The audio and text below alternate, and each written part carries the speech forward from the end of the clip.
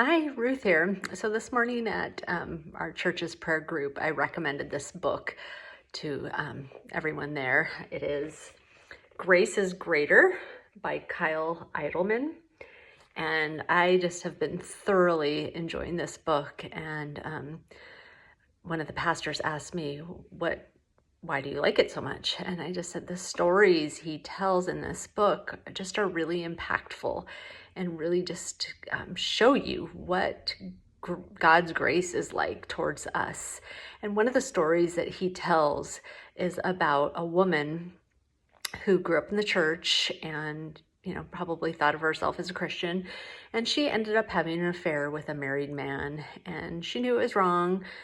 And suddenly she became pregnant, and she was convicted of her sin and didn't want to destroy this man's marriage. She should have thought about that before she had the affair, but things happen, and she offered to move out of town, and the man was not a Christian, and he ended up divorcing his wife and telling his wife about the pregnancy.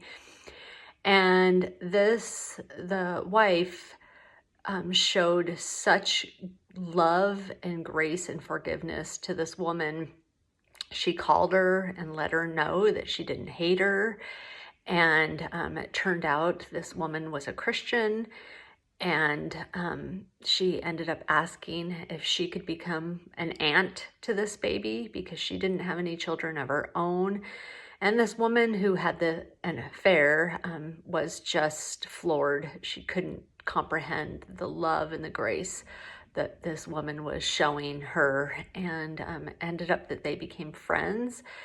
And this story just impacted me so much because it's like if a human can show that kind of love and grace by the power of the Holy Spirit working in them and through them, how much greater is God's grace towards us? There is no sin too great that God won't forgive.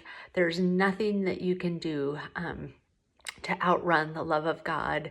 And I just want to end with this verse. Luke 6:37 through 38 says, "Judge not, and you shall not be judged. Condemn not, and you shall not be condemned. Forgive, and you will be forgiven. Give, and it will be given to you. Good measure, pressed down, shaken together, and running over. For the same measure you use, it will be measured back to you." So if you have been sinned against like this woman and you're struggling with unforgiveness, just ask God to help you forgive. And I